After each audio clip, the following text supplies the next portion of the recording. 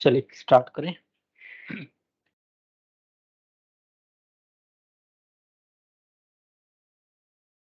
SDLC में किसी को कुछ पूछना तो नहीं है? कोई डाउट, कोई क्वेरी, कोई क्वेश्चन अभी तक? No. Software development life cycle में कोई क्वेरी हो, कुछ पूछना हो, स्टडी किया हो कुछ नहीं?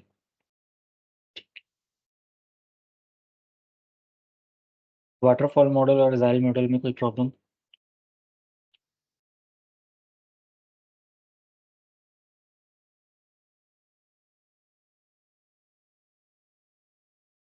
फिर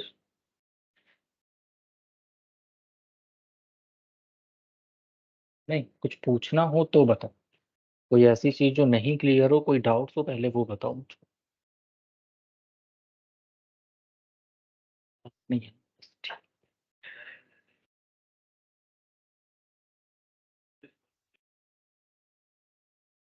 दोनों पे होता है। सारे प्रोजेक्ट्स को यही सही होता है, छोटे पार्ट में बांट लिया जाता है, स्प्रिंट हो जाती है, स्प्रिंट के हिसाब से वो बनते हैं। प्रोजेक्ट एक दिन में तो बनेगा नहीं, प्रोजेक्ट बनता है स्प्रिंट के हिसाब से। जैसे जैसे स्प्रिंट बढ़ती जाएगी, प्रोजेक्ट का मॉड्यूल खत्म होता जाएगा। ठीक है।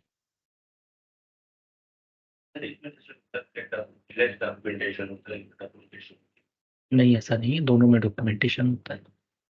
एक में प्रोसेस होता है कम डॉक्यूमेंटेशन होता है, एक में प्रोसेस होता है कि बात बात पे डॉक्यूमेंटेशन होता है। क्यों होता है उसके अंदर? हाँ, मैं भी एजाइल की बात बता रहा हूँ। एजाइल में डॉक्यूमेंटेशन लेस होता है और वाटरफॉल में डॉक्यूमेंटेशन ज़्यादा होता है। ठीक है। और कोई? बस चले। चलो, चलिए स्टार्ट करते हैं। तो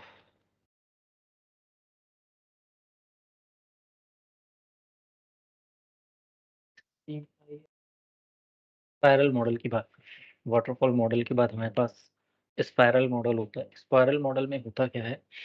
बेसिकली अभी तक जो आप मॉडल्स पढ़ रहे थे, वो उसमें हमारे पास जो फेजेस थे वो 6 टू 7 फेजेस पे काम होता है। और इसी 6 टू 7 फेजेस को स्पाइरल मॉडल में 4 फेजेस में कन्वर्ट कर दिया जाता है। ठीक है। तो सबसे पहला जो आपके पास पार्ट होता है, उसमें होता है प्लानिंग करना। प्लानिंग ना करके आप उसको रिक्वायरमेंट ही समझो। ठीक है, आपने रिक्वायरमेंट किया हुआ है स्टार्टिंग से ही, तो आप रिक्वायरमेंट गैदरिंग एंड एनालिसिस से ही आप इसको समझोगे तो ज़्यादा क्लियर रहेगा। ठीक है। Requirement gathering analysis. जो सेकंड पार्ट इसका होता है, वो होता है रिस्क मैनेजमेंट। ठीक है। Risk management. जो थर्ड पार्ट होता है, उसमें आपके पास आता है कोडिंग एंड टेस्टिंग। ठीक है। और जो फोर्थ पार्ट इसका होता है, उसमें आपके पास आता है रिव्यू। क्या? अच्छा। ठीक है। रिव्यू कह सकते हो, या मार्केट से जो रिव्यू लेते हैं, ये उसके बारे में बात करते हैं। सो ओवरऑल हमारे पास क्या होता है, एस डी एल सी के अंदर जो हमारे पास फेजेस होते हैं, उस फेजेस में सबसे पहले क्लाइंट अपनी रिक्वायरमेंट्स को बताता है, जो अभी तक हम लोगों ने 2 दिन में स्टडी किया है कि सबसे पहले क्लाइंट की रिक्वायरमेंट को समझा जाएगा। तो है तो एस डी एल सी का ही पार्ट। मॉडल्स क्या है? मॉडल्स का मतलब ये हो गया कि एस डी एल सी का जो प्रोसेस होता है ना, उसको करने के लिए हम किस अप्रोच को फॉलो कर रहे होते हैं। तो यहाँ पे हमको ध्यान ये देना है कि जब आपके पास स्मॉल प्रोजेक्ट्स होगा, छोटा प्रोजेक्ट होगा, तो आप वाटरफॉल मॉडल को यूज कर सकते हो। लेकिन अगर आपके पास कॉम्प्लेक्स प्रोजेक्ट होगा, तो आप स्पाइरल मॉडल को यूज कर सकते हो। ठीक है। लार्ज प्रोजेक्ट हो गया या कॉम्प्लेक्स प्रोजेक्ट हो गया, तो उस समय पे आप स्पाइरल मॉडल का यूज करते हो। ठीक है। फिर बात आती है कि भाई यहाँ पर रिक्वायरमेंट गैदरिंग और एनालिसिस के प्रोसेस में क्या होता है, इसके अंदर प्लानिंग होती है। ठीक है।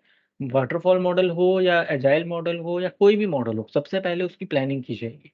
तो यहाँ पर भी आपके पास इस वाले केस में क्या होगा, पहले प्लानिंग की जाएगी। जब प्लानिंग हो जाएगी, उसके बाद का क्या प्रोसेस होता है, अब उसको यहाँ से स्टार्ट करना है। ठीक है। तो जो मेन इसकी कहानी स्टार्ट होती है, वो यहाँ से स्टार्ट होती है कि हमारे पास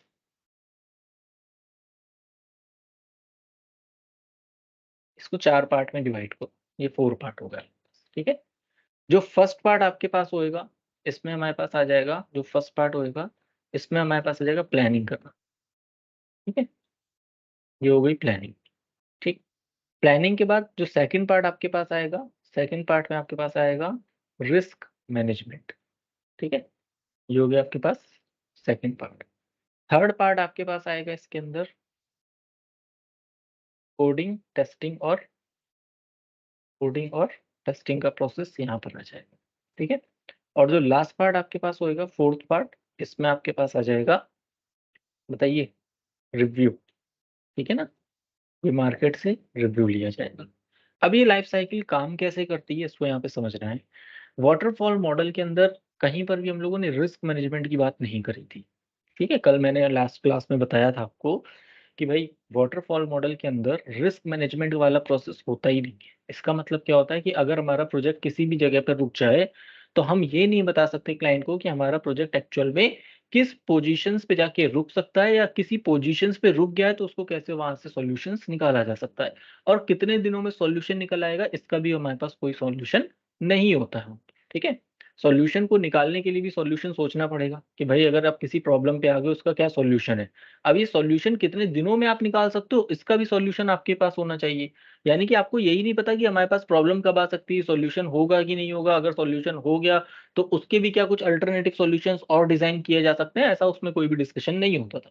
ठीक है, तो प्लानिंग के पार्ट में होता क्या है, अभी जो हम लोग डिस्कशन करते हैं कि हमारे पास एसआरएस फाइल होती है, एक्चुअल में इस एसआरएस फाइल में होता क्या है, ये अभी तक मैंने कहीं पे भी डिस्क्लोज नहीं किया है लास्ट की 2 क्लासेस में। तो अब आज ये समझो कि भाई एसआरएस फाइल के अंदर होता क्या है। एसआरएस फाइल के अंदर होता है प्रोजेक्ट का फ्लो, जिसको हम लोग बोलते हैं वर्क फ्लो। ठीक है ना? तो जो आपके पास वर्क फ्लो होता है आप उसको यहाँ पे डिज़ाइन करवा सकते हो। यानी कि आप नहीं, जो आपके टीएल्स होते हैं वो उसको यहाँ पे प्लान करते हैं कि हमारा जो सॉफ्टवेयर है वो कहाँ से चलना स्टार्ट करेगा और किस तरीके से हमारे पास उस सॉफ्टवेयर के अंदर वो वर्क फ्लो कैसे मेंटेन रखना है, डेटा फ्लो कैसे मेंटेन रखना है। इसको वर्क फ्लो भी कह सकते हो और डेटा फ्लो भी कह सकते हो। ठीक है? वर्क फ्लो हो सकता है, डेटा फ्लो हो सकता है, रिक्वायरमेंट गैदरिंग एंड एनालिसिस हो सकता है यहाँ पर। ठीक है? प्लानिंग होती हो सकती है यहाँ पर। ठीक है? डिस्कशंस हो सकता है यहाँ पर। ये इतनी सारी चीज़ें जो आप देखते हो ना, ये होता है आपके पास एसआरएस फाइल के अंदर। क्लियर हो रहा है? कॉन्सेप्ट समझ में आ रहा है आप लोगों को? कि रिक्वायरमेंट जब हम लोग ले लेंगे, तो रिक्वायरमेंट लेने के बाद हमें क्या करना है? उस रिक्वायरमेंट को लेने के बाद हमें क्लाइंट के साथ बहुत बार ऐसी मीटिंग्स करनी पड़ती है, जहाँ पे ये बताना पड़ता है, भाई आपने ये सब बोला था, अब आगे और क्या चेंजेस करने की रिक्वायरमेंट लग रही है। तो एक बार में प्रोजेक्ट डिसाइड नहीं होता है, उसमें कई बार क्लाइंट के साथ मीटिंग्स होती हैं, तब जाके एक प्रोजेक्ट सही तरीके से इन्फॉर्मेशन आप कलेक्ट करवा पाते हो क्लाइंट के साथ, देन फिर हम लोग उसके ऊपर काम करना शुरू करते हैं। ठीक है ना? तो एसआरएस की फाइल की डॉक्यूमेंट्रीज़ की पूरी डॉक्यूमेंट्रीज़ जितनी भी बड़ी होगी, वो चाहे 100 पेज की हो, 200 पेज की हो, 1000 पेज की हो, बहुत बड़ी-बड़ी फाइल्स बनती हैं इसके लिए भी। तो सारी फाइल्स के अंदर का मेन जो प्रोसेस होता है ना, वो डेटा के वर्कफ्लो को समझना होता है कि डेटा वर्कफ्लो काम कैसे करता है। ठीक है? क्लियर है? समझ में आ रहा है यहाँ तक कॉन्सेप्ट एवरीवन? जो गाइस आर यू ऑडिबल मी?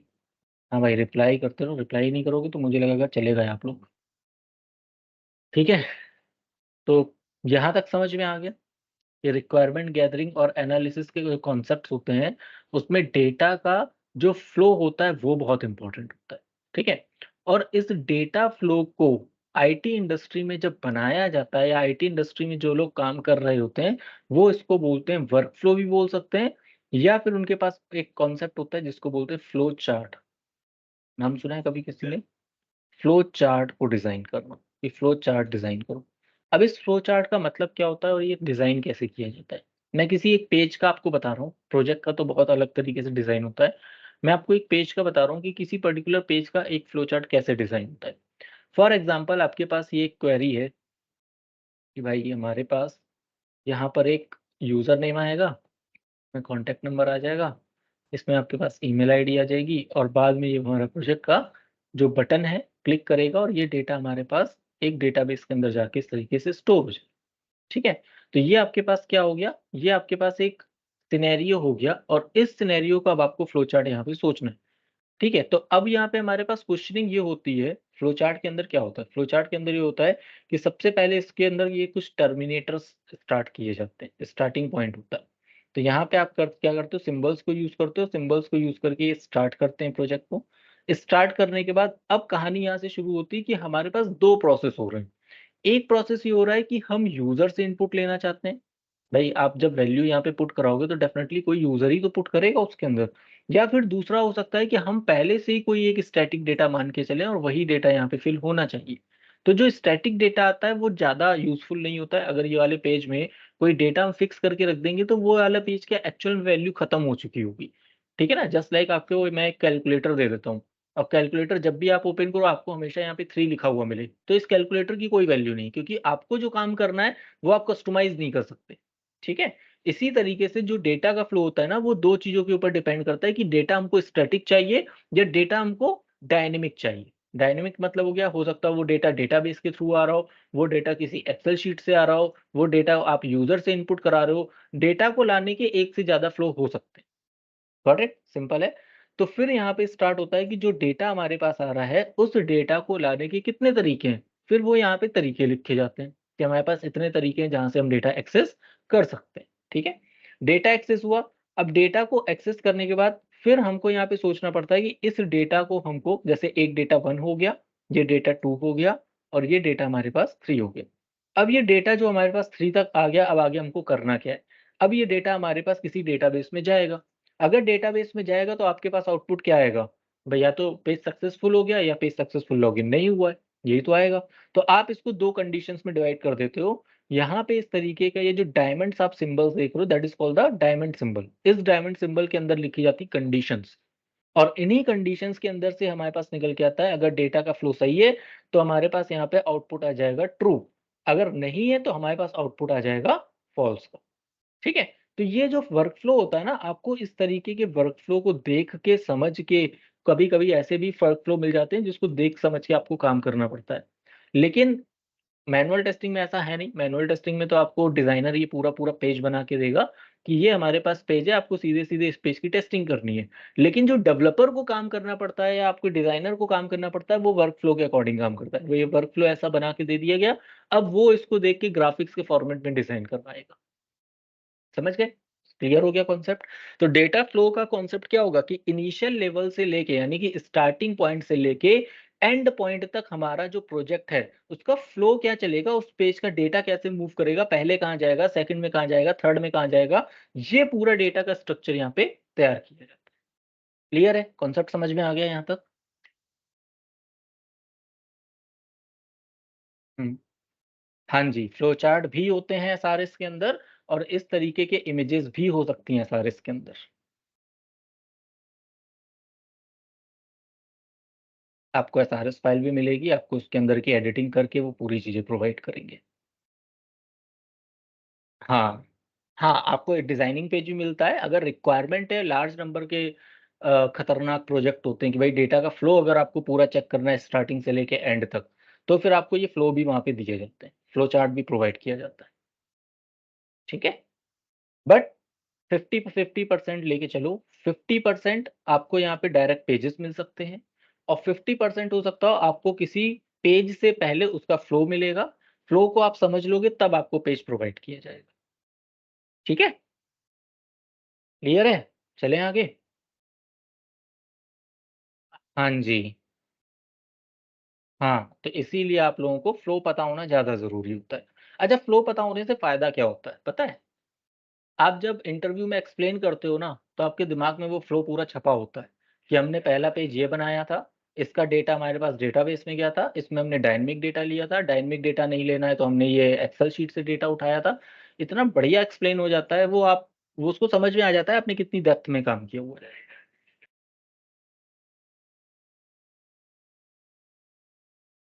हाँ, वो तो डिपेंड करेगा प्रोजेक्ट के ऊपर, ठीक है? मैक्सिमम डेटा जो आपके पास होता है, जैसे इस तरीके के जो पेजेज़ होते हैं लॉगिन और रजिस्ट्रेशन टाइप के, उसमें आपके पास तो डायनामिक डेटा होता है। डायनामिक डेटा मतलब हो गया यूज़र खुद से इनपुट करवाएगा, वहाँ डेटा हम फिक्स नहीं कर सकते। हाँ जी, जो फिक्स डेटा होता है, वो स्टैटिक डेटा होता है। जैसे अबाउट अस का पेज हो गया, कॉन्टैक्ट अस का पेज हो गया। हाँ, जो डिज़ाइनर खुद से बनाते हैं। हुँ। ठीक है? तो डेटा के भी फ्लो बहुत अलग-अलग तरीके के होते हैं। डायनामिक डेटा भी हो सकता है, स्टैटिक डेटा भी हो सकता है। मैंने फर्स्ट क्लास में बताया भी था आपको कि हमारे पास जो वेबसाइट्स होती हैं, वो 2 तरीके की होती हैं, है ना? एक स्टैटिक वेबसाइट होती है और एक डायनामिक वेबसाइट होती है। स्टैटिक वेबसाइट में काम कम होता है, डायनामिक वेबसाइट में काम ज़्यादा होता है। तो क्या चलता है मार्केट में सबसे ज़्यादा क्या चलता है? डायनामिक चलता है। लेकिन सिर्फ़ डायनामिक ही नहीं चलता है, अब मिक्स चलता है। कुछ पार्ट आपके पास स्टैटिक डेटा का होगा और कुछ पार्ट आपके पास डायनामिक डेटा होगा। जैसे किसी पर्सन को अपना एक पोर्टफोलियो डिज़ाइन करना है, अब भाई पोर्टफोलियो रोज़ थोड़ी ना चेंज करेगा, तो ऐसे डेटा को वो लोग स्टैटिक रख देते हैं। जो यूज़र से डेटा इनपुट कराने का होगा या आपके पास प्रोडक्ट बहुत सारे हैं, उसको आपको एवरीडे चेंज करना है, उसके लिए वो डायनामिक पेजेज़ डेवलप कर देते हैं। ठीक है? समझ में आ गया प्रोसेस? चलें आगे? सो फर्स्ट पॉइंट जो इसका है, वो आई थिंक क्लियर हो गया होगा कि रिक्वायरमेंट गैदरिंग और एनालिसिस के अंदर सबसे पहले क्या होगा, एक प्रोजेक्ट को बनाने से पहले उसकी पूरी प्लानिंग करी जाएगी, उसका डेटा का फ्लो तैयार किया जाएगा, डेटा फ्लो के बाद अगर कहीं फ्लो चार्ट की रिक्वायरमेंट है, तो फ्लो चार्ट भी डिज़ाइन किया जाएगा और इसके अकॉर्डिंग एक एसआरएस फाइल तैयार की जाएगी और ये एसआरएस फाइल आपके पास जाएगी एक डिज़ाइनर के पास। जब वो डिज़ाइनर चेक करेगा कि हमको क्या पेज डेवलप करना है या क्या पेज डिज़ाइन करना है, उसके बाद वो अपने काम पे स्टार्टिंग करेगा, क्योंकि उसको फ्लो के हिसाब से ही काम करके देना पड़ेगा, ठीक है? अब यहाँ पे टीएल का क्या रोल होता है? इसके केस में टीएल क्या करेगा? टीएल क्या करता है ऐसे केस में, जैसे मान लीजिए आपकी कंपनी में 2 डिज़ाइनर हैं, ठीक है? अब एक ही प्रोजेक्ट और डिज़ाइनर 2 हैं, तो उसने क्या किया इसके पेजेज़ को डिस्ट्रीब्यूट कर दिया कि एक पेज तुम डिज़ाइन करके दोगे, एक पेज तुम डिज़ाइन करके दोगे। ठीक है ना? तो दोनों डिज़ाइनर को एक-एक पेज प्रोवाइड कर दिया जाएगा और जैसे-जैसे वो पेज बनता जाएगा, उस हिसाब से आपके पास जो डेवलपमेंट की टीम होती है, उसको दे दिया जाएगा। या फिर डेवलपमेंट टीम में जो सबसे इम्पोर्टेंट टास्क होता है, वो एक होता है डेटाबेस वाले का। तो फिर डेटाबेस वाला क्या करता है, अपने पेज के एसआरएस फाइल को पढ़ता है और वो डेटाबेस के स्ट्रक्चर को इंटरनली डिज़ाइन करना स्टार्ट कर देता है, जिसके लिए उसको एसक्यूएल की कमांड लिखना कंपल्सरी होता है। एसक्यूएल कमांड पता है, डेटाबेस पता है? ठीक है? एसक्यूएल कमांड के अंदर क्या होता है? आपको एक डेटाबेस को क्रिएट करना होता है, आपको टेबल्स को क्रिएट करना होता है, आपको उसके अंदर रिकॉर्ड्स को मेंटेन करना होता है, ठीक है? डुप्लीकेट होने से बचाना होता है, प्राइमरी की को ऐड करना होता है, ऐसे कुछ बहुत सारे अलग-अलग तरीके के एसक्यूएल कमांड्स को यूज़ करना पड़ता है। तो जब तक आपका पेज डेवलप हो रहा है, यानी कि जब तक आपका पेज डिज़ाइन हो रहा है, डेवलप नहीं बोलेंगे उसको डिज़ाइन बोलेंगे। जब तक आपका पेज डिज़ाइन हो रहा होगा, तब तक एक डेटाबेस वाला क्या करेगा? वो डेटाबेस वाला अपने स्ट्रक्चर को देखेगा, एसआरएस फाइल के फ्लो को समझेगा और वो वहाँ पर अपना एक डमी डेटा बनाना शुरू कर देगा। जब फाइनल उसके पास पेज प्रिपेयर हो जाएगा, तब उस पेज के हिसाब से अगर कहीं कुछ मॉडिफिकेशन की रिक्वायरमेंट होगी, तो वो अपने डेटाबेस में मॉडिफाई कर सकता है। क्लियर है? समझ में आ गया एवरीवन? ठीक है? तो एसआरएस फाइल के अंदर होगा क्या? हुँ, हुँ। जी, जी, बोलिए। तो आपका काम भी नहीं है, आपका काम भी नहीं है ये, ठीक है? वो डेटाबेस वाले का काम है, डेटाबेस वाले को पता होता है कि उसको एसक्यूएल कमांड कैसे बनानी है, किस सर्वर को मेंटेन करना है, एडब्ल्यूएस का सर्वर लेना है कि किसी थर्ड पार्टी सर्वर को मेंटेन करना है, वो उसका काम होता है, ठीक है? तो इसमें आपका कोई भी रोल नहीं होगा, आपको तो सीधे-सीधे सर्वर बना हुआ मिल जाता है और इस सर्वर को आपको टेस्ट करना होगा, अगर वो भी नॉन परफॉर्मेंस टेस्टिंग में जा रहे हो तब। आप लोग तो फंक्शनल टेस्टिंग में काम करोगे तो आप सर्वर हैंडलिंग वाले प्रोसेस पे जाओगे ही नहीं, ठीक है? उसकी अलग से टीम होती है, उनको अलग से ट्रेनिंग्स प्रोवाइड की जाती हैं। चलें? आगे चलें, मूव करें? आपका काम फंक्शनल टेस्टिंग का है, तो आपका फ़ोकस सिर्फ़ फंक्शनल टेस्टिंग पे होगा इनिशियल लेवल पर। जब आपको कंपनी के अंदर कुछ ऐसी ट्रेनिंग्स मिलना स्टार्ट हो जाती हैं, तब आप उसमें नॉन फंक्शनल टेस्टिंग की तरफ मूव कर सकते हैं, ठीक? तो पहला जो पार्ट हमारे पास होता है एसआरएस फाइल से रिलेटेड, वो क्लियर हो गया कि एसआरएस फाइल में क्या होगा? एसआरएस फाइल के अंदर डेटा का फ्लो होता है, डेटा फ्लो डायग्राम जिसको हम लोग बोलते हैं। अगर डेटा फ्लो डायग्राम के बारे में आपको डेप्थ में स्टडी करनी है, तो आप गूगल पे जाके यहाँ पे सर्च कर सकते हो डीएफडी। ठीक है? और नीचे कुछ डायग्राम्स आपको ऐसे शो हो जाएँगे। अब शायद आपने कभी अपने कॉलेज लाइफ़ में ऐसे कुछ डायग्राम देखे हों, देखे हैं? अगर नहीं देखे हैं या मेट्रो सिटी में रहते हो तो जैसे दिल्ली एनसीआर में तो आप जब राजीव चौक जाओ या नियर बाय कोई भी मेट्रो स्टेशन आप जैसे ही जाते हो और आपको कोई फ्लो देखना है कि आप एक लोकेशन से लेके दूसरी लोकेशन तक जाना चाहते हो, तो वो पूरा ग्राफ आपको दिखा देते हैं ना कि पहले आप यहाँ जाओगे, फिर यहाँ जाओगे, फिर यहाँ जाओगे। तो ये क्या है? ये आपका डीएफडी तो है, ये डेटा का फ्लो डायग्राम ही तो बता रहा है कि आपको किस पॉइंट पे पहले जाना है, किस पॉइंट पे बाद में जाना है, कहाँ से आपको एंट्री करनी है, कहाँ से प्रोसेस स्टार्ट करना है, कहाँ पे डेटा का स्टोरेज होना होगा, ये सब यहाँ पे डेटा फ्लो डायग्राम के थ्रू डिजाइन करवाया जाता है। तो ये डेटा फ्लो डायग्राम के डिजाइन करने वाले लोग भी मार्केट में स्पेशलिस्ट होते हैं, जो इसके काम को करने में आपकी मदद करते हैं। यानी कि कंपनी वाले क्या करते हैं, ऐसे थर्ड पार्टी लोगों को हायर कर लेते हैं, जो लार्ज नंबर के जो प्रोजेक्ट्स होते हैं ना, उसके लिए ये लोग हायर करते हैं, जो बहुत अच्छा चार्ज करते हैं।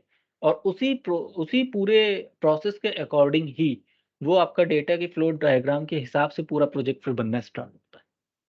ठीक है? तो ये डेटा फ्लो डायग्राम है, जिसका फिगर आप अभी देख रहे हो कि बहुत सारी चीज़ें होती हैं इसके अंदर। कुछ ये इसके पॉइंट होते हैं, जैसे अगर सर्किल में है तो उसको प्रोसेस बोला जाता है, लाइन्स भी आपके पास जा रही है तो उसका डेटा फ्लो बोला जाता है, अगर आपके पास कुछ इस तरीके के ब्रैकेट है तो उसका डेटा स्टोर बोला जाता है। ठीक है? ये इनके कुछ बने हुए प्रीडिफाइंड सिंबल्स होते हैं और इन्हीं सिंबल्स के बिहाफ पे ये लोग ट्रैकिंग करवाते हैं पूरी। ठीक है? चलिए, आगे चलते हैं। ये डेटा फ्लो डायग्राम का कॉन्सेप्ट है। इसको आप लोग रीड कर लेना, मैं इसका लिंक आपको ग्रुप में शेयर कर दूँगा।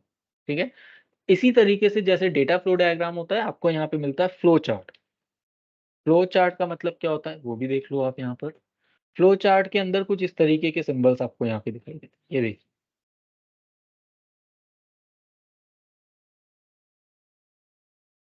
ये देख रहे हैं आप स्ट्रक्चर?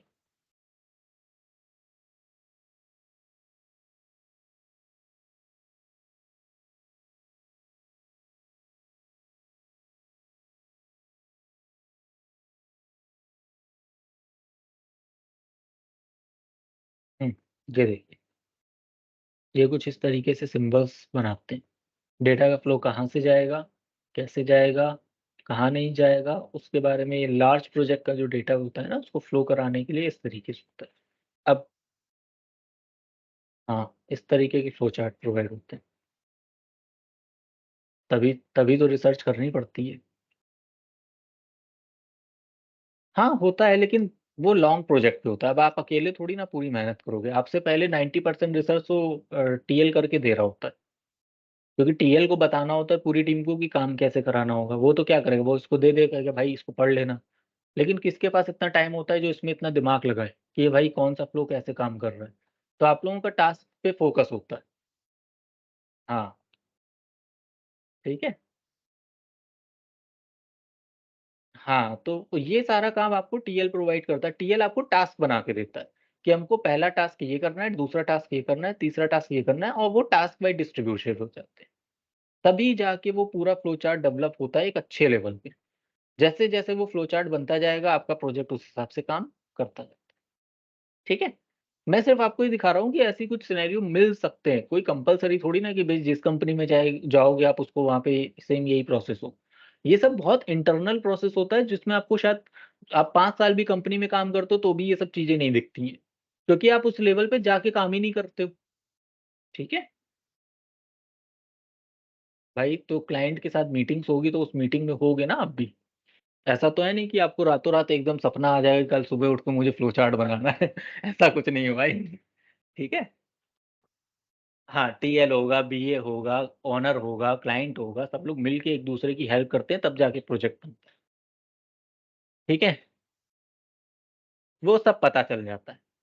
जैसे-जैसे आप एक फ्लो चार्ट पे काम करोगे तो आपको पूरी हायरार्की समझ में आने लगती है कि फ्लो चार्ट ई-कॉमर्स से रिलेटेड होगा तो मतलब हमारे पास मल्टीपल प्रोडक्ट्स होंगे। मल्टीपल प्रोडक्ट पूरी लिस्टिंग बनेगी और उस लिस्टिंग के हिसाब से फिर आपके पास डेटा का फ्लो डिस्ट्रीब्यूट होता है। ठीक है? अब आप अकेले तो काम करोगे नहीं भाई पूरी कंपनी में। आपके जैसे पता नहीं कितने और एम्प्लॉइज़ होंगे।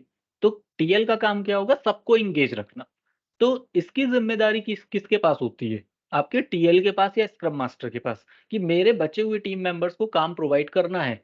तो वो आपको हर एक टास्क निकाल के उस फ्लो चार्ट में से देते रहेंगे। ठीक है?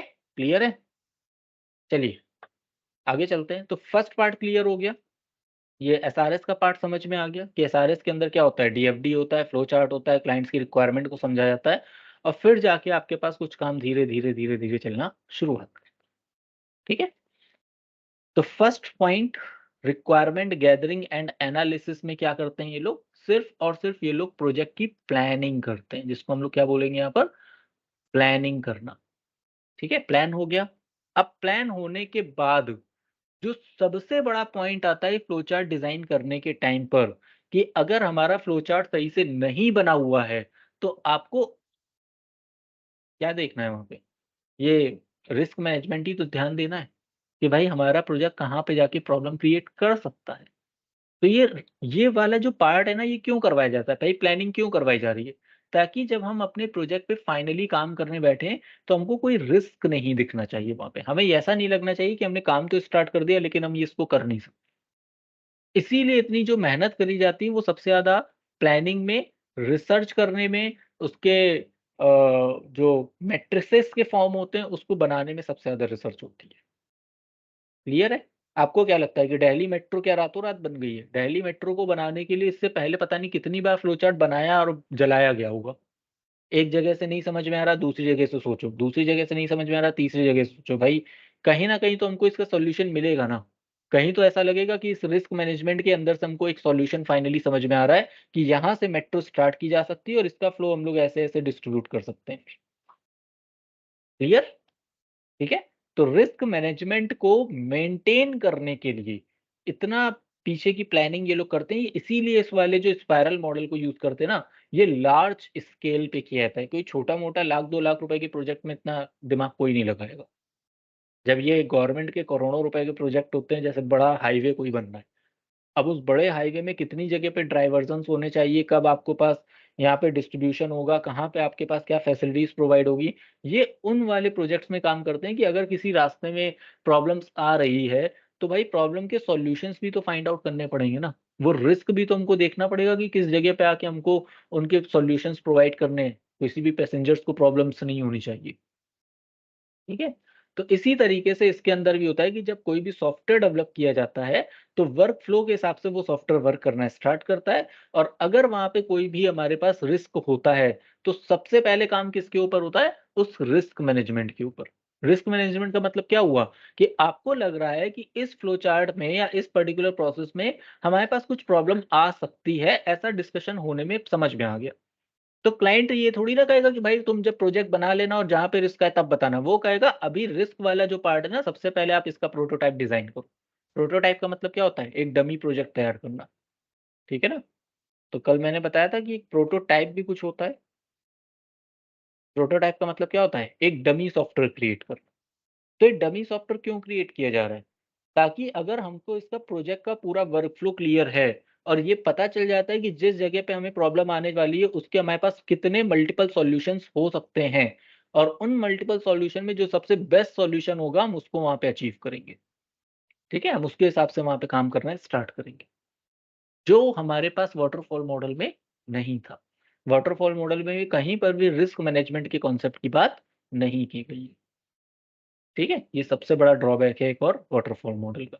तो वाटरफॉल मॉडल को स्मॉल प्रोजेक्ट्स में यूज़ किया जाता है, ना कि लार्ज नंबर ऑफ प्रोजेक्ट्स में।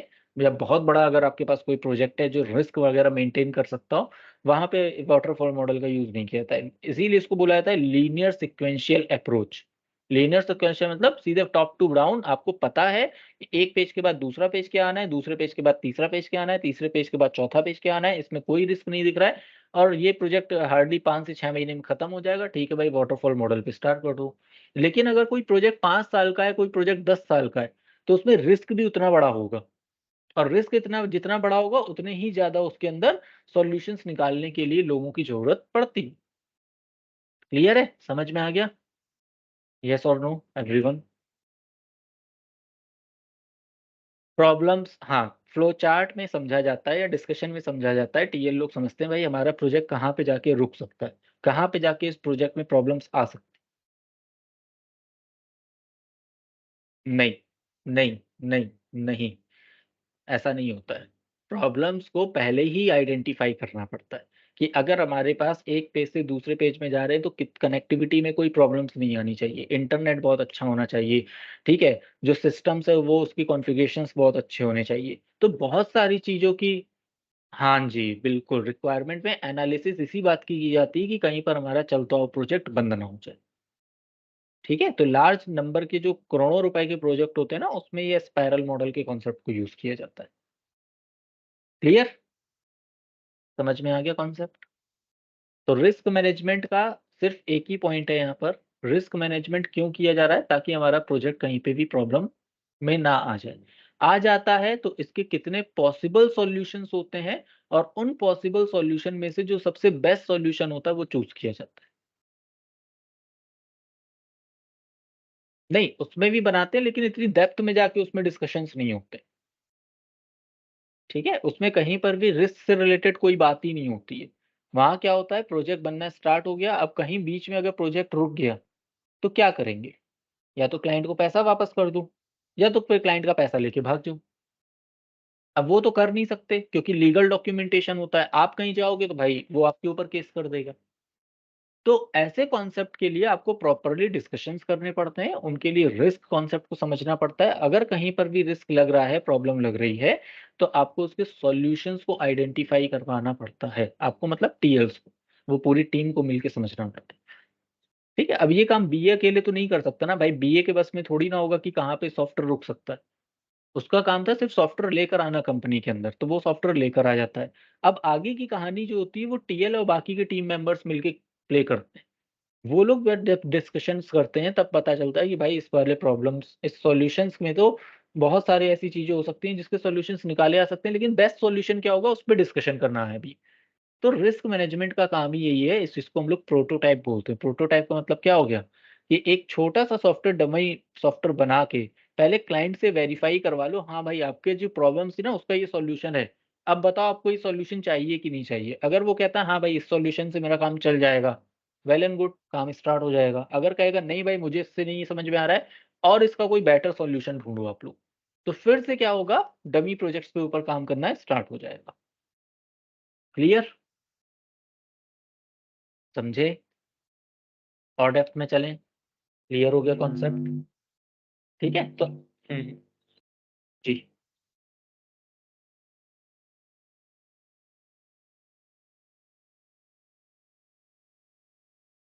नहीं, जब प्लानिंग होती है, उस प्लानिंग में अगर हमारे पास कहीं पे भी प्रॉब्लम्स निकल के आती है, तो वो प्रॉब्लम का सॉल्यूशन आइडेंटिफाई किया जाता है, जिसके लिए डमी बनाया जाता है। हाँ जी, ठीक है? चलें, नेक्स्ट स्टेप पे मूव करें। अब इसका प्रैक्टिकल एग्ज़ाम्पल करते हैं, क्योंकि ये सब चीज़ें ऐसी हैं जो थ्योरेटिकल से समझ में नहीं आती हैं, इसका एक प्रैक्टिकल एग्ज़ाम्पल समझाता हूँ। जस्ट लाइक मान लीजिए मैंने आपको एक प्रोजेक्ट दिया डेवलप करने के लिए। मैंने बोला कि इस वाले प्रोजेक्ट में मेरे पास जो प्रोडक्ट ये है ना, मेरे पास मान लो शूज़ की फैक्ट्री है। मैंने कहा मुझको ये प्रोजेक्ट सेल करना है अपना, शूज़ सेल करने हैं मार्केट में। लेकिन मेरे पास जितना भी पैसा है वो पूरा का पूरा ऑनलाइन आना चाहिए, मुझे कोई भी ट्रांज़ैक्शन ऑफ़लाइन नहीं दिखाना है। तो आपने कहा ऑनलाइन की फैसिलिटीज़ तो अभी स्टार्ट नहीं हुई है। तो मैंने कहा ठीक है भाई ढूँढो, कुछ तो सॉल्यूशन निकलेगा। गवर्नमेंट ने कुछ तो ऐसा बनाया होगा ना ऑनलाइन के लिए। तो ये है हमारे पास एक प्रॉब्लम।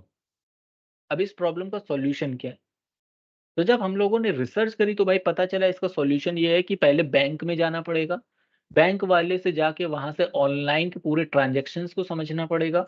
उसके लिए गवर्नमेंट के पास जाना पड़ेगा। फिर गवर्नमेंट से जाके उसको जो ऑथेंटिकेशन है उसके लिए हमको फीस पे करनी पड़ेगी। जब गवर्नमेंट की फीस पे हो जाएगी तब हमको फिर डेटाबेस की एक एपीआई बनवानी पड़ेगी और एपीआई से ट्रांज़ैक्शन हो। ठीक है? ये हो गया इसका इंटरनल काम। तो आपको पता चल रहा है ना कि यहाँ पे रिस्क है। पता नहीं गवर्नमेंट हाँ करे या ना करे, पता नहीं उसको ऐसा ना लगे कि पैसा किसी और के अकाउंट में ना चला जाए।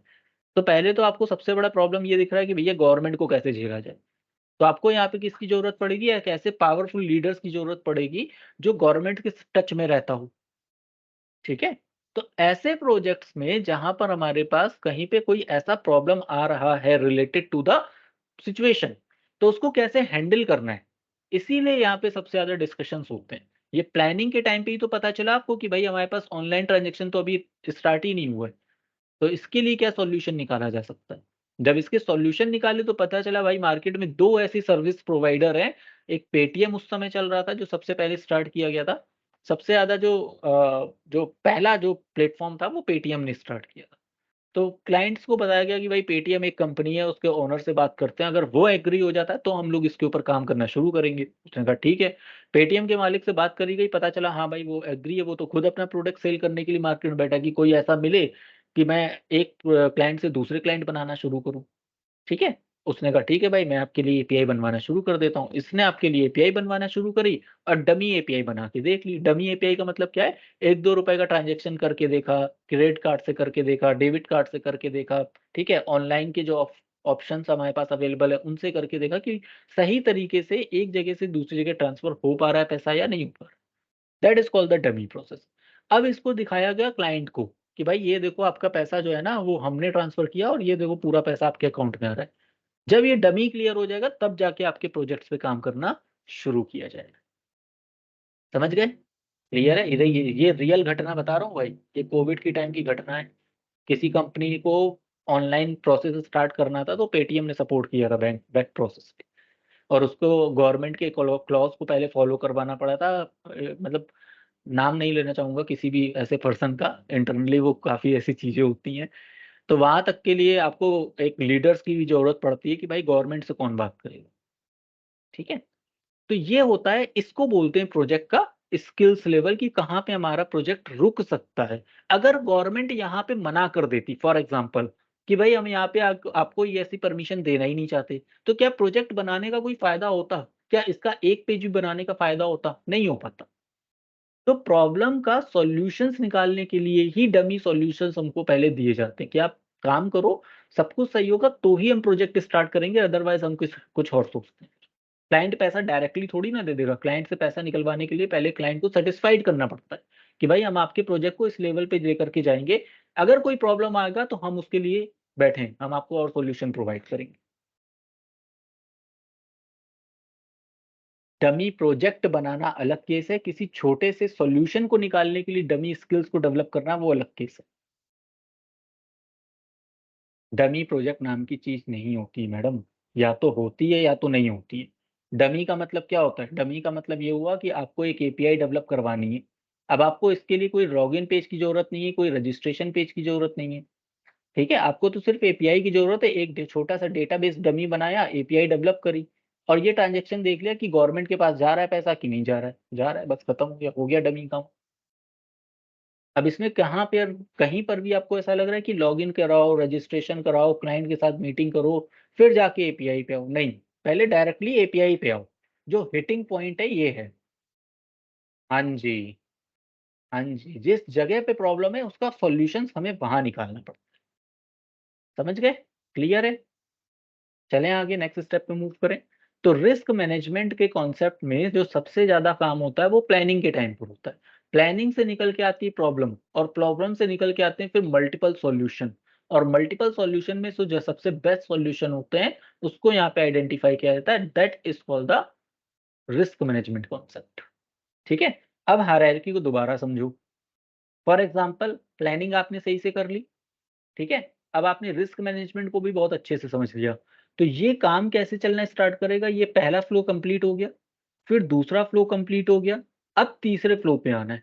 जब आपका रिस्क मैनेजमेंट क्लियर हो जाएगा, तो रिस्क मैनेजमेंट में कौन-सी हायरार्की फॉलो कर रहे हो या किस प्रोसेस को फॉलो कर रहे हो आप लोग? डमी प्रोजेक्ट के प्रोसेस को फॉलो कर रहे हो। डमी प्रोजेक्ट लिखा हुआ मिल सकता है यहाँ पर या फिर प्रोटोटाइप लिखा हुआ मिल सकता है इंटरनेट पे आपको यहाँ पर, ठीक है? तो ये डमी अगर आपका क्लियर हो जाएगा तभी तो हम यहाँ पे कोडिंग और टेस्टिंग वाले पार्ट पे जाएँगे। अगर हमारा डमी क्लियर नहीं होगा तो फिर हम कोडिंग किसकी कराएँगे और टेस्टिंग किसकी कराएँगे? ठीक है ना? अब मार्केट में इसको उतारा जाएगा, लोगों से रिव्यू लेने के लिए। तो यहाँ वाला जो पार्ट आपके पास आएगा ये रिव्यू का होगा। क्यों? क्योंकि भाई अगर पूरा प्रोजेक्ट बना देंगे और मार्केट में पता चला लोगों को ये समझ में ही नहीं आ रहा ट्रांज़ैक्शन हो कैसे रहे हैं, फेथ ही नहीं हो रहा कंपनी वालों के ऊपर, तो करोड़ों रुपए लगाने का कोई फ़ायदा नहीं। तो उन्होंने कहा एक काम करते हैं, एक छोटा-सा हम पहले इसका प्रोसेस बना के डिप्लॉय करते हैं सर्वर पे और मार्केट से रिव्यू लेते हैं। अगर मार्केट से रिव्यू अच्छा आता है, तो ही हम इसके नेक्स्ट मॉड्यूल के ऊपर काम करना स्टार्ट करेंगे। फिर ये नेक्स्ट मॉड्यूल के ऊपर काम करना स्टार्ट करते हैं, उसका रिस्क समझते हैं, फिर मार्केट में लॉन्च करते हैं और ये साइकिल इस तरीके से इटरेटिव तब तक चलती रहती है जब तक पूरा प्रोसेस खत्म नहीं हो जाता। यानी कि जब तक आपका पूरा सॉफ्टवेयर डेवलप नहीं हो जाता। क्लियर?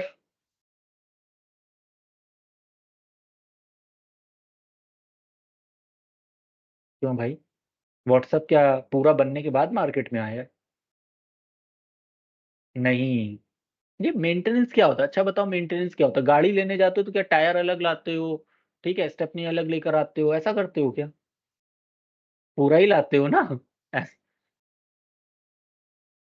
वो बाद की बात होती है ना, प्रोडक्ट तो पूरा डेवलप हो चुका होता है ना, यही बात समझाता हूँ। आप लोग क्या समझते हो कि प्रोडक्ट मेंटेनेंस में कब आएगा? भाई मेंटेनेंस में तब आएगा जब मार्केट में लॉन्च हो चुका होगा। लॉन्च होने के बाद मार्केटिंग में उसको पता चलता है, हाँ यार अभी तो ये गड़बड़ रह गया यार, अभी तो इसमें ये भी एरर आ रही है, वो that is called the maintenance part. दोनों में अलग है। आपकी थिंकिंग प्रोसेस ये होती है कि टेस्टिंग करने के बाद डायरेक्ट उसको मेंटेनेंस पार्ट में डाल देते हैं, नहीं। टेस्टिंग करने के बाद उसको मार्केट में रिव्यू करने के लिए लॉन्च करना बहुत ज़रूरी है। लॉन्च नहीं होगा तो लोगों को पता कैसे चलेगा कि भाई ये भी कुछ मार्केट में एक नया सॉफ्टवेयर आया है, ठीक है ना? और लोगों को बताया जाएगा तभी तो वो बताएँगे भाई इस सॉफ्टवेयर में कमियाँ क्या हैं? क्योंकि लोगों के हिसाब से ही तो हमें भाई कमी को रिज़ॉल्व करना है। हमें अपने लिए तो सॉफ्टवेयर डेवलप नहीं करना है, हमें तो उनके लिए डेवलप करना है जिनको प्रॉब्लम हो रही थी अभी तक। क्लियर? समझ में आ गया प्रोसेस? इतने प्रोसेस में कोई डाउट यहाँ तक? पहला पार्ट आपके पास क्या होगा? प्लानिंग करना। दूसरा पार्ट आपके पास होगा रिस्क मैनेजमेंट को समझना। तीसरा पार्ट आपके पास होगा कोडिंग एंड टेस्टिंग करना और लास्ट पार्ट आपके पास होगा रिव्यू करना। 4 पार्ट समझ में आ गए?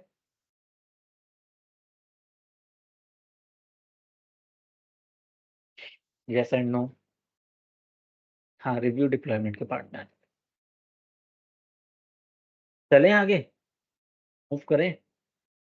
चलिए, अब स्पाइरल मॉडल जो होता है वो कॉम्बिनेशन होता है 2 से 3 अलग-अलग प्रोसेसेस के। जैसे सबसे पहले ये वाटरफॉल का कॉम्बिनेशन होता है। वाटरफॉल क्यों? क्योंकि आपको स्टार्टिंग में ही सबसे पहले रिक्वायरमेंट गैदरिंग एनालिसिस करना है, ठीक है? उसके बाद कोडिंग भी होगी, टेस्टिंग भी होगी, डिज़ाइनिंग भी होगी, सारा काम होगा इसके अंदर। इसीलिए ये कॉम्बिनेशन होता है वाटरफॉल मॉडल का, प्लस साथ में एक और मॉडल होता है that is called the iterative model, ठीक है ना? तो व जो स्पाइरल मॉडल होता है वो waterfall model plus iterative model का कॉम्बिनेशन होता है। ऐसा इंटरनेट पे लिखा हुआ मिलेगा। लेकिन इसमें एक चीज़ मिसिंग है जो इंटरनेट पे नहीं मिलती है, इसमें प्रोटोटाइप भी साथ में इंक्लूड होता है। बिना प्रोटोटाइप के ये मॉडल अधूरा है। जब तक आप डमी अच्छे से डेवलप करके नहीं दोगे, तब तक आपका जो कोडिंग और टेस्टिंग वाला पार्ट है, ये स्टार्ट ही नहीं होगा। ठीक है ना? तो अगर आप इंटरनेट पे देखोगे उसमें मिलेगा कि वाटरफॉल मॉडल और इटरेटिव मॉडल का पार्ट है। लेकिन ये भी तो उसको बताओ कि वाटरफॉल मॉडल, इटरेटिव मॉडल ये तो काम कर रहे हैं। अच्छा है, समझ में आ रहा है प्रोसेस। इटरेटिव मॉडल बताता हूँ क्या होता है। लेकिन उसमें डमी को भी तो मेंटेन करके चलो। ये डमी वाला पार्ट भी तो मेंटेन करो, अगर डमी नहीं बना होगा तो हम कोडिंग और टेस्टिंग कहाँ से कर पाएँगे, ठीक है ना? इटरेटिव का मतलब होता है चैनिंग के थ्रू काम करना। पहले प्लानिंग सक्सेसफुल हो गई, प्लानिंग होने के बाद आपके यहाँ पर क्या होगा? आरएम के ऊपर काम हो गया, प्रोटोटाइप डेवलप करने के लिए आपको समझ में आ गया भाई प्रोटोटाइप सही से डेवलप हो रहा है। फिर यहाँ पर आपके पास क्या आ रहा है? कोडिंग टेस्टिंग हो रही है और फिर आपके पास मार्केट में रिव्यू आ रहा है। तो ये जो आप चैनिंग पूरी एक एक साइकिल जो आप देखते हो ना, इसको बोलते हैं इटरेटिव कॉन्सेप्ट। ठीक है?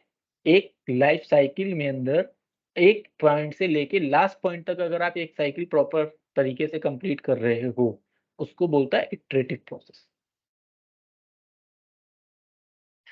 हाँ, बिल्कुल, होती ये भी टॉप टू डाउन ही है और चलने का प्रोसेस भी यही होगा। इसको बस इटरेटिव इसलिए बोला जाता है क्योंकि ये एक सर्किल के फॉर्मेट में रहती है। ये इस तरीके से काम कर रही होती है, ठीक है? इसलिए इसको बोलते हैं इटरेटिव कॉन्सेप्ट। लूप पता है किसी को? लूप क्या होता है? अगर कोई आईटी इंडस्ट्री से रिलेटेड हो तो? लूप का मतलब होता है चलती हुई प्रोसेस को बार-बार रिपीट करना।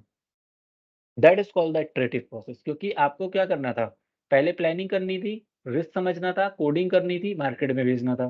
समझ में आ गया भाई मार्केट में बहुत इसकी डिमांड है, फिर से चलो, फिर से इसकी प्लानिंग करो, फिर इसके आरएम को समझो, फिर इसकी कोडिंग करो, फिर मार्केट में इसको लॉन्च करो।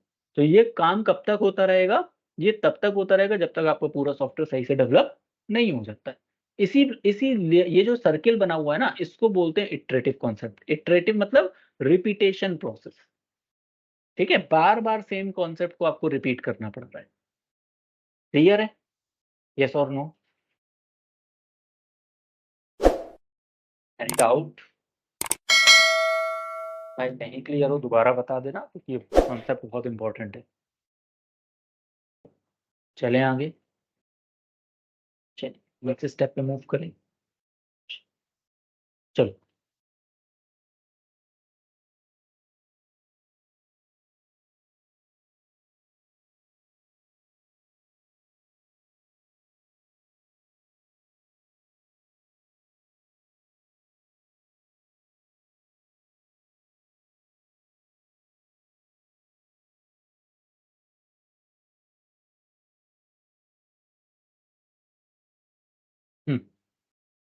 देखो मैंने 2 फिगर बना रखे हैं यहाँ पर। फर्स्ट फिगर में इटरेटिव कॉन्सेप्ट्स को रिप्रेजेंट करूंगा, ठीक है, और सेकंड फिगर में इसके अंदर मैं रिप्रेजेंट कर दूंगा इंक्रीमेंट मॉडल, ठीक है, इंक्रीमेंट प्रोसेस को। अब इटरेटिव प्रोसेस काम कैसे कर रहा है? इटरेटिव प्रोसेस ये कह रहा है कि अगर मुझको इस लॉगिन पेज या रजिस्ट्रेशन पेज को डेवलप करना है, तो रजिस्ट्रेशन पेज को डेवलप करने के लिए सबसे पहले मुझे इसका एक कंप्लीट डिजाइन बनाना पड़ेगा। डिजाइन बन गया। डिजाइन बनने के बाद मुझको इसकी कोडिंग करनी पड़ेगी। कोडिंग हो गई। कोडिंग के साथ साथ डेटाबेस से कनेक्ट करना पड़ेगा, डेटाबेस से भी कनेक्ट हो गया, ठीक है, और क्लाइंट को दिखाना है, क्लाइंट को दिखा दिया, रिव्यू ले लिया, फिर आगे प्रोसेस हुआ। एक प्रोसेस तो ये हो गया, ठीक है। दूसरा प्रोसेस क्या कह रहा है? इसके अंदर भी सेम प्रोसेस है, लॉगिन पेज है, रजिस्ट्रेशन पेज है, और मान लो यहाँ पर हमारे पास फॉरगेट पासवर्ड का पेज है। ये क्या कह रहा है? ये कह रहा है कि आज एक दिन में पहले मैं इस पेज की डिजाइन करूंगा, फिर मैं कल लॉगिन पेज की भी डिजाइन करूंगा, फिर मैं यहाँ पर फॉरगेट पासवर्ड वाले के पेज को डिजाइन करूंगा, ठीक है। 3 दिन चलेगा ये आपके पास यहाँ पे, ठीक। फिर एक बंदा कह रहा है कि पहले मैं लॉगिन पेज के ऊपर काम करूंगा, तो लॉगिन पेज की कोडिंग करूंगा, फिर मैं यहाँ पे रजिस्ट्रेशन पेज की कोडिंग करूंगा, और फिर मैं यहाँ पर फॉरगेट पेज की कोडिंग करूंगा, ठीक है। फिर अगले दिन जब मैं आऊंगा तो फॉरगेट पेज वाले को डेटाबेस के साथ कनेक्ट करूंगा, फिर लॉगिन वाले पेज के डेटाबेस के साथ कनेक्ट करूंगा, और फिर रजिस्ट्रेशन वाले पेज को, ठीक है। तो आपको देखो एक दिन में कितना काम करना पड़ रहा है, बहुत थोड़ा थोड़ा लिमिटेड काम कर रहे हो, ठीक है ना। एक दिन आए, थोड़ा काम आपने इस पे किया, फिर अगले दिन इस पे काम किया, इस अगले दिन इस पे काम किया। अभी ये काम पूरा कंप्लीट हुआ नहीं है, और आप डायरेक्टली दूसरे प्रोसेस पे काम करना स्टार्ट कर चुके हो, ठीक है ना। That is called the increment process. थोड़ा थोड़ा काम अगर आप कर रहे हो एक दिन में, कंप्लीट करके नहीं दे रहे हो, उसको क्या बोलते हैं? Increment process. लेकिन अगर किसी प्रोजेक्ट में एक ही काम को पूरा सीक्वेंस सही से करके दे रहे हो, प्लानिंग भी कर रहे हो, उसकी डिजाइनिंग भी कर रहे हो, उसमें कोडिंग भी कर रहे हो, उसकी टेस्टिंग भी कर रहे हो, और उसको मार्केट में भी लॉन्च कर रहे हो, उसका रिव्यू भी ले रहे हो, क्लाइंट से भी मीटिंग कर रहे हो, तो इसको क्या बोलोगे आप? इंक्रीमेंट के साथ साथ क्या हो गया? ये इटरेटिव प्रोसेस।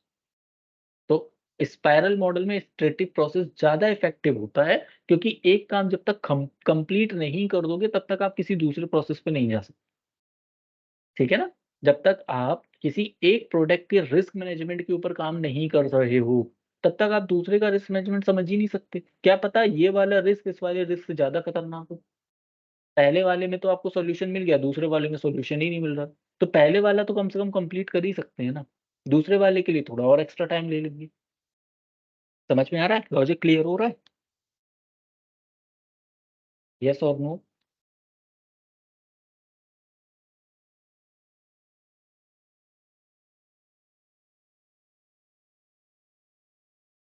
नहीं, एक ही एम्प्लॉय कर रहा है। एक ही एम्प्लॉय को ये टास्क असाइन कर दिए। फॉर एग्जांपल मैंने तुमको एक टास्क असाइन कर दिया कि ये हमारे पास एक मॉडल है, और इस मॉडल के अंदर हम लोगों को मॉड्यूल पेज के अंदर लॉगिन, रजिस्ट्रेशन, फॉरगेट तीनों काम करने हैं, और इस तुम्हारे पास 2 दिन का टाइम है, ठीक है। तो तुम्हारे पास 2 दिन में काम कंप्लीट करना है, तो कैसे करोगे? पहले सोचोगे कि यार पहले पूरा रजिस्ट्रेशन पेज खत्म कर दें, फिर लॉगिन पेज खत्म कर दें, फिर फॉरगेट पर कर दें, या फिर एक दिन आओगे तो पहले रजिस्ट्रेशन करोगे, पहले उसकी डिजाइनिंग करोगे, बिना कोड किए पहले उसके लॉगिन पे चले जाओगे, तो ये पेज तो आधा अधूरा है ना आपके पास।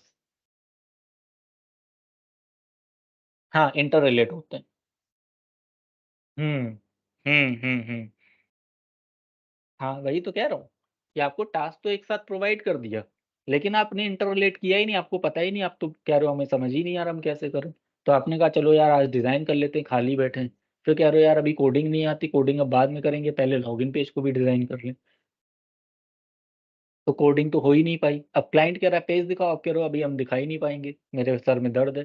क्यों दर्द है? क्योंकि कोडिंग तो हमने करी ही नहीं है। फिर क्लाइंट कहेगा कि भाई जब तुमने कोडिंग नहीं करी तो हम इस पेज की टेस्टिंग कैसे करेंगे? हमें डिजाइन थोड़ी ना देखना है, हमें तो उसकी फंक्शनैलिटी को टेस्ट करना है, और फंक्शनैलिटी तभी टेस्ट कर पाएंगे जब कोडिंग की होगी। तो मतलब आपका प्रोसेस बन रहा है, इसमें भी देखो आपका प्रोसेस इंक्रीमेंट हो रहा है, लेकिन सिक्वेंशियली इंक्रीमेंट नहीं हो रहा है। कभी आप किसी प्रोसेस पे काम कर रहे हो, कभी आप किसी प्रोसेस पे काम कर रहे हो। ठीक है ना? तो इंक्रीमेंट प्रोसेस में भी प्रोडक्ट डेवलप होता है और इटरेटिव मॉडल में भी प्रोडक्ट डेवलप होता है। यहाँ पे सीक्वेंशियली काम नहीं हो रहा है, लेकिन यहाँ पे सीक्वेंशियली जब तक एक पूरा प्रोसेस कंप्लीट नहीं हो जाएगा, तब तक आप किसी दूसरे मॉडल की तरफ मूव नहीं करोगे। क्लियर?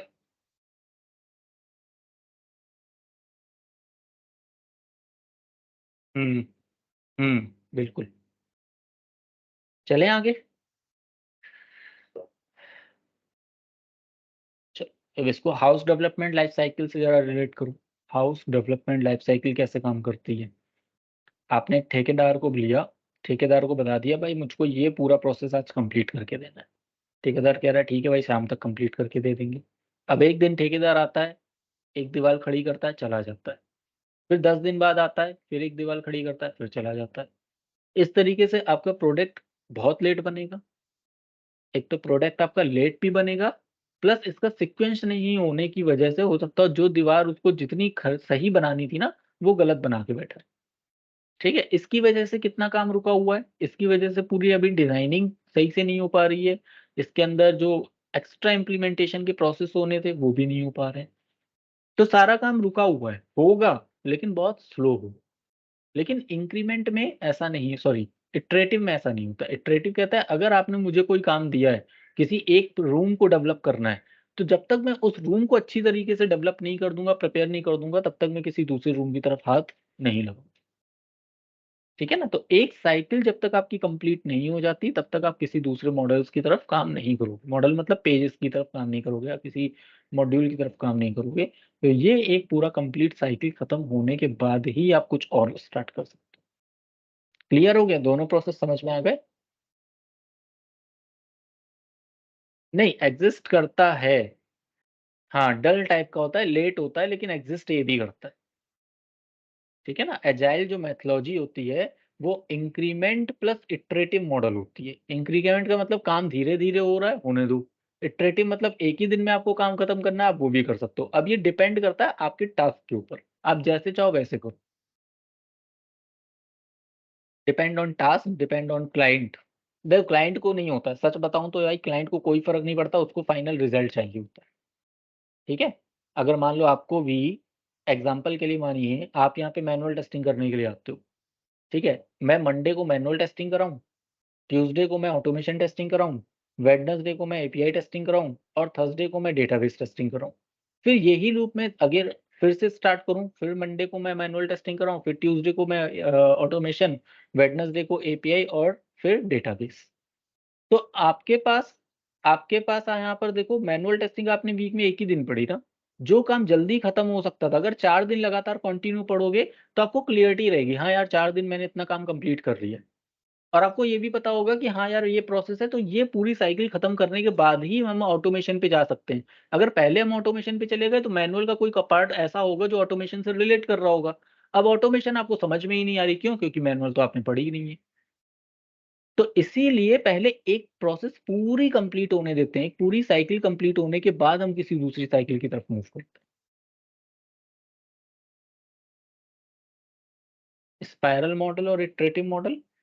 नहीं, स्पाइरल मॉडल के अंदर इटरेटिव मॉडल का कॉन्सेप्ट भी इम्प्लीमेंट होता है, ठीक है? इस स्पाइरल मॉडल क्या है? वाटरफॉल मॉडल, यानी कि आपके पास रिक्वायरमेंट लेना, उसकी डिज़ाइनिंग करना, उसकी कोडिंग करना, उसकी टेस्टिंग करना, ये सारा काम किसने प्रोवाइड किया? वाटरफॉल मॉडल ने, सीक्वेंशियली चल रहा है। ठीक है ना? और इसी काम को आपको बार-बार रिपीट करके काम करना है, तो वो इंक्रीमेंट मॉडल हो गया इसके अंदर। ठीक, सॉरी, इटरेटिव। ठीक है? तो ये इटरेटिव मॉडल पे काम हो गया। अरे स्पाइरल को ही बोलते हैं मैडम, स्पाइरल को ही ये मैं कह रहा हूँ। स्पाइरल को बोला जाता है it is a combination of iterative model plus waterfall model. यही मैं बता रहा हूँ। ठीक है? तो मतलब 2 मॉडल एक साथ काम कर रहे होते हैं इसके अंदर। ठीक है? और अगर मैं कह रहा हूँ ना कि इंटरनेट पे एक चीज़ बहुत गलत है, वो लोग कहीं पर भी ये नहीं दिखाते हैं कि इसमें प्रोटोटाइप मॉडल भी तो इंक्लूड है। जबकि फिगर में लिखा हुआ है प्रोटोटाइप है, लेकिन थ्योरेटिकली नहीं लिखा है प्रोटोटाइप है। क्यों नहीं लिखा भाई? प्रोटोटाइप भी तो आप बना ही रहे हो ना, तो उसको लिखने में क्या जा रहा है? स्पाइरल में।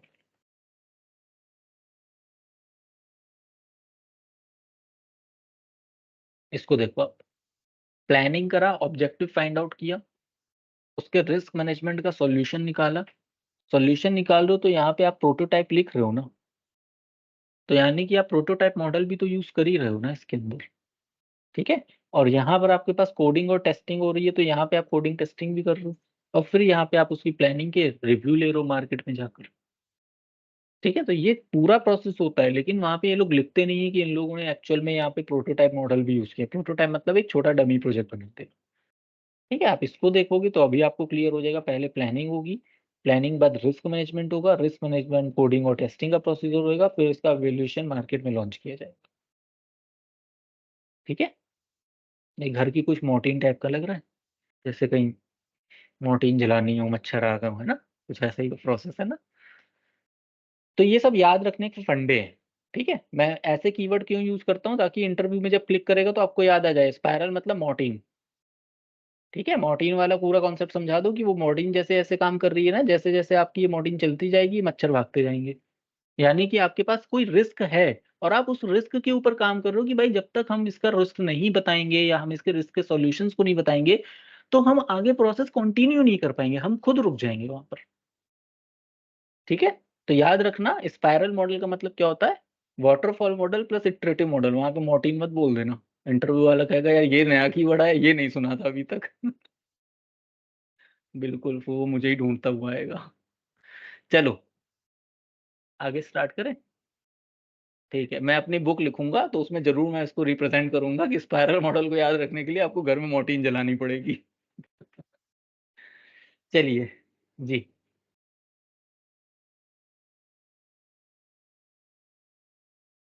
रिव्यू वाला पार्ट मेंटेनेंस में आ जाता है, ठीक है? इसीलिए हाँ, डिप्लॉयमेंट, मेंटेनेंस जितनी भी सारी चीज़ें हैं ना वो सब रिव्यू में चलती रहेंगी आपकी, ठीक है? तो ये याद रहेगा, स्पाइरल मॉडल समझ में आ गया? तो वाटरफॉल मॉडल और स्पाइरल मॉडल में सबसे बड़ा जो डिफरेंस अगर आप बताओगे इंटरव्यू में वो क्या बताओगे? Risk management. वाटरफॉल मॉडल में रिस्क मैनेजमेंट नहीं था और स्पाइरल मॉडल में आपको क्या प्रोवाइड हो रहा है? रिस्क मैनेजमेंट प्रोवाइड हो रहा है, ठीक है?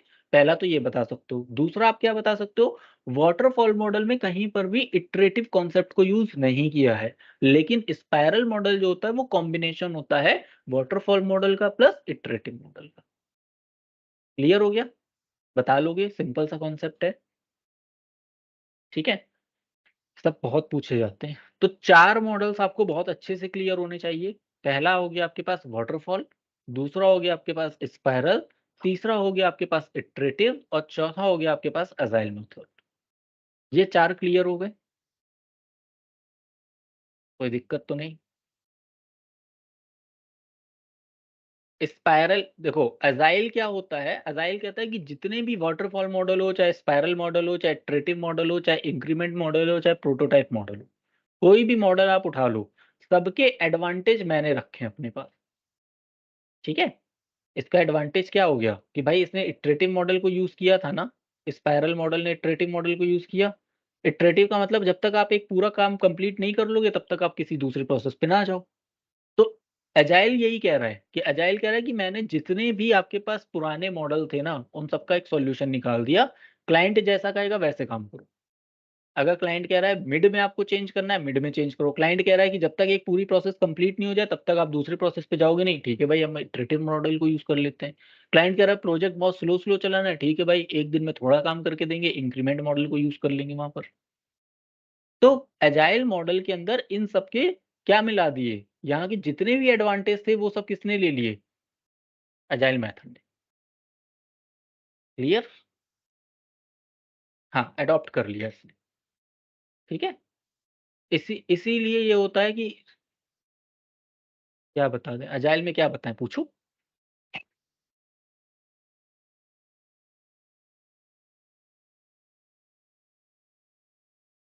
चलो, अच्छा मैं आपको एक बढ़िया बात बताता हूँ, ठीक है? फीमेल को फीमेल के हिसाब से समझाना चाहिए। एग्ज़ाम्पल के लिए मानिए, आपने कोई नई डिश का आविष्कार करना है, ठीक है?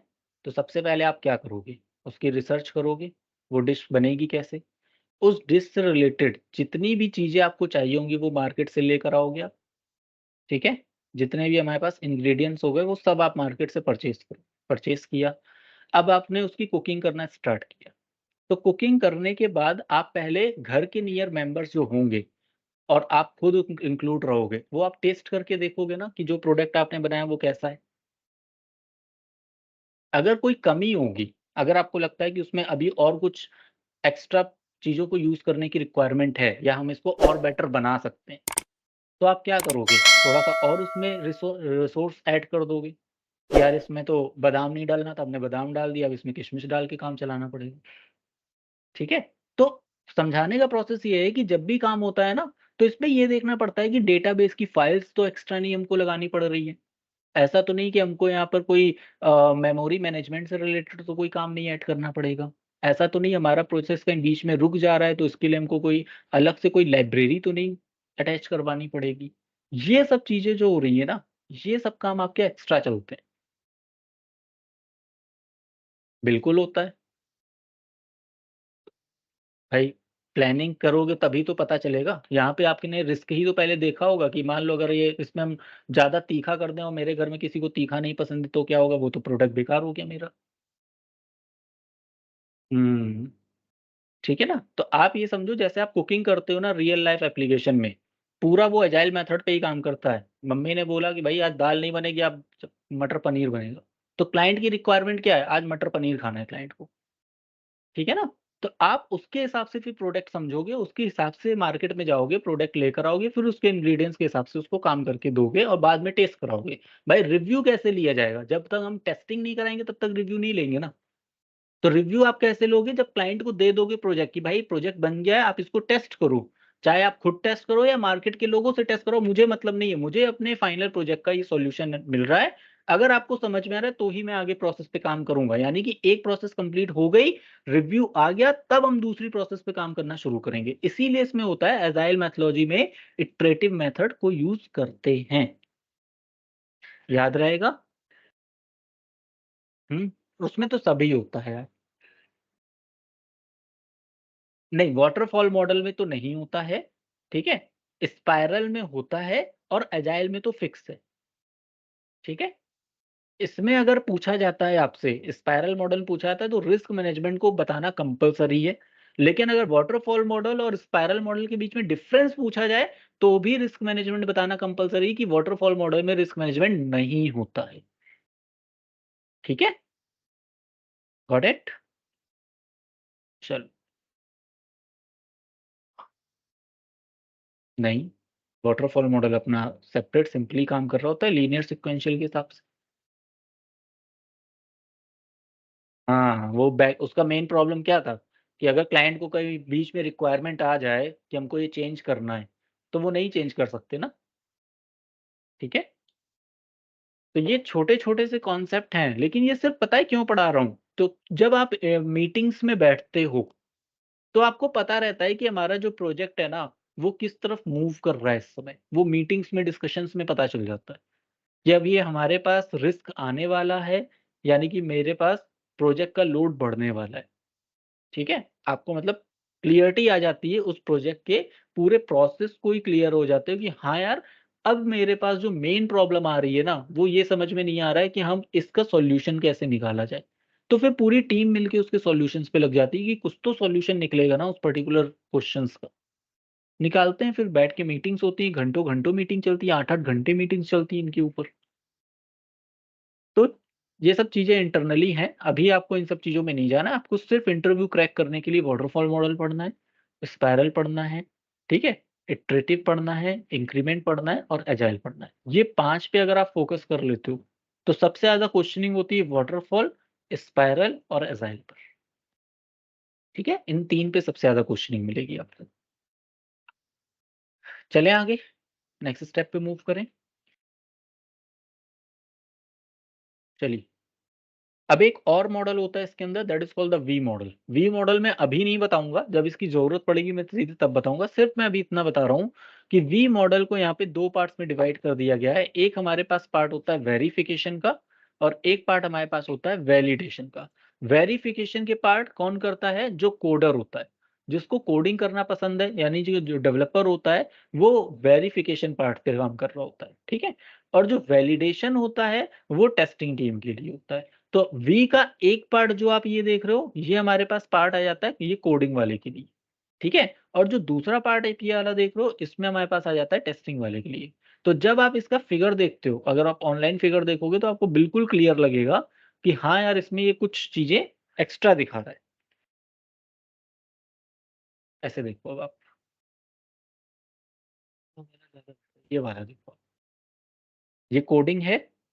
अब कोडिंग करने के बाद कोडिंग डायरेक्ट तो नहीं हुई होगी, पहले रिक्वायरमेंट ली गई होगी, सिस्टम के बारे में समझा गया होगा, मॉडलिंग की गई होगी, तभी तो कोडिंग की गई है। यानी कि ये पूरी प्लानिंग की गई एक बार। प्लानिंग करने के बाद जब टेस्टिंग प्रोफाइल पे जाते हैं तो देखो यहाँ पे ये पूरा टेस्टिंग वाला पार्ट आ रहा है।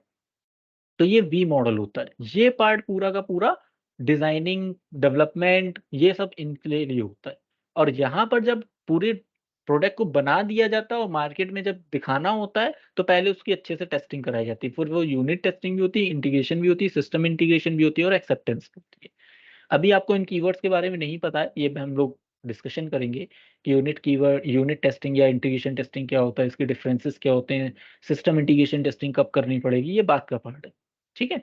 लेकिन आपको सिर्फ क्लियरिटी ये याद रखनी है कि कौन-सा पार्ट हमारे पास डेवलपमेंट के लिए होगा और कौन-सा पार्ट हमारे पास टेस्टिंग के लिए, ठीक है?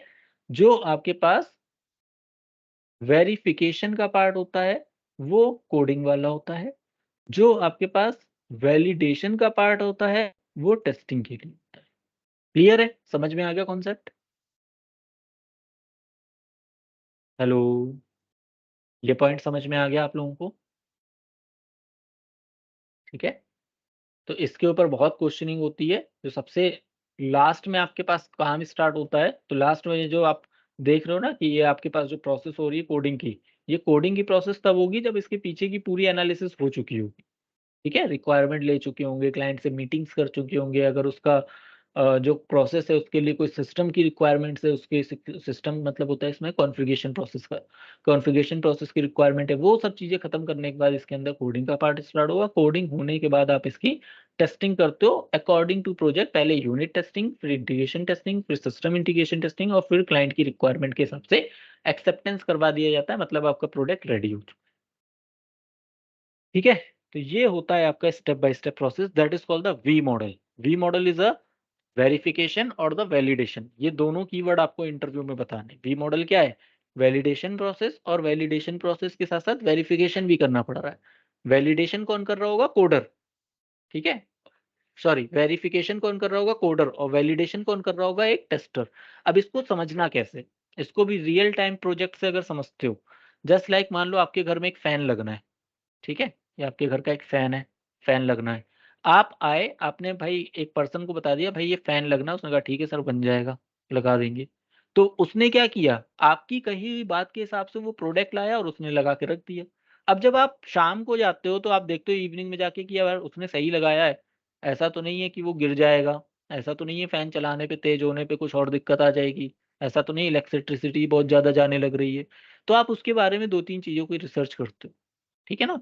तो जो आप यहाँ पे कर रहे होगे वो क्या होगा? वो वैलिडेशन प्रोसेस होगा, क्योंकि आप हो गए टेस्टर। और जो उसको बना रहा था, जो उसको मिस्त्री जो होता है, जो हम लोगों का काम करने वाला प्लम्बर होता है, मिस्त्री कह दो, जो भी पर्सन कहना कह सकते हो, वो पर्सन क्या हो जाएगा? वो उसके आपकी कही हुई बात को समझेगा और उसके हिसाब से वो इम्प्लीमेंट करेगा। देखो क्या कीवर्ड मैं ये यूज़ कर रहा हूँ? इम्प्लीमेंट। और इम्प्लीमेंट कीवर्ड कब मैंने यूज़ किया हुआ है? जब कोडिंग करनी होती है। ठीक है? जब किसी प्रोडक्ट को डेवलप करना होता है, तब हम लोग कोडिंग जैसे कीवर्ड में इम्प्लीमेंटेशन कीवर्ड को यूज़ करते हैं। तो कहीं पर कोडिंग मिल सकती है, कहीं पे इम्प्लीमेंटेशन कीवर्ड भी मिल सकता है। तो याद रखना इम्प्लीमेंटेशन मतलब कोडिंग करना। क्लियर है? याद रहेगा?